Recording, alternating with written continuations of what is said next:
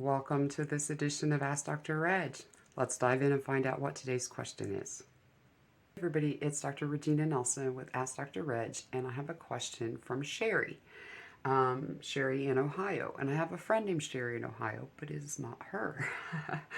But hi to my friend Sherry, and thank you to this Sherry for sending the question.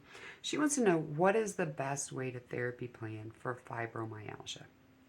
And I happen to be a fibromyalgia patient, so I'm going to give you a few of my secrets. One, go get my book, The Survivor's Guide to Medical Cannabis. That puts together all the stuff I knew to figure this out. And then I've been carrying out, therapy planning for myself for more than almost 10 years, I guess, based on that. And I help other people do it too. But the real keys with fibromyalgia are to layer your therapies and use in various ways. One, I use a lot of topical cannabis products. I make my own, but you can buy them as well. But for aches and pains and weird fibro things, it's super, super helpful. In fact, I would say it's one of the most helpful cannabis products that I've used for it. Beyond that, you need to work yourself to a basic therapeutic dose. What is that?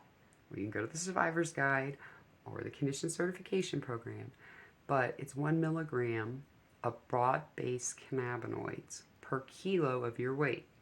So if you weigh 220 pounds, it's 100 milligrams a day. 100 milligrams, not of THC, but of broad-based cannabinoids.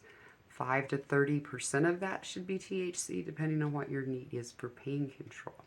You can find out how to go about looking at all this, figuring this out for yourself through the Survivor's Guide to Medical Cannabis. But basically, find yourself a tincture suspension, make yourself some edibles. I'm a big believer in making them and not buying them. And you can find resources and recipes and things like that in the Survivor's Guide too.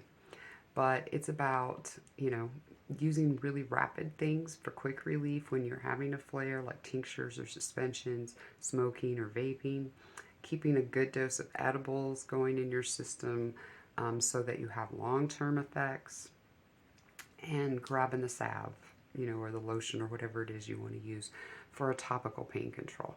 But those are my suggestions for fibromyalgia. I would say my quality of life is 60%, maybe 70% better than it was 10 years ago.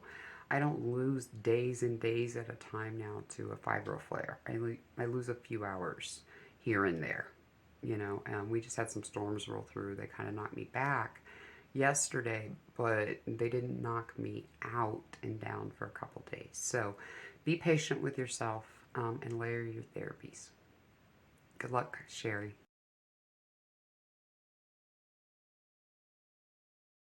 Ladies, I've recently rolled out a program called Higher Hopes Women in Leadership. It's designed for you, women in leadership in the cannabis space. Check it out on my website, reginanelson.com.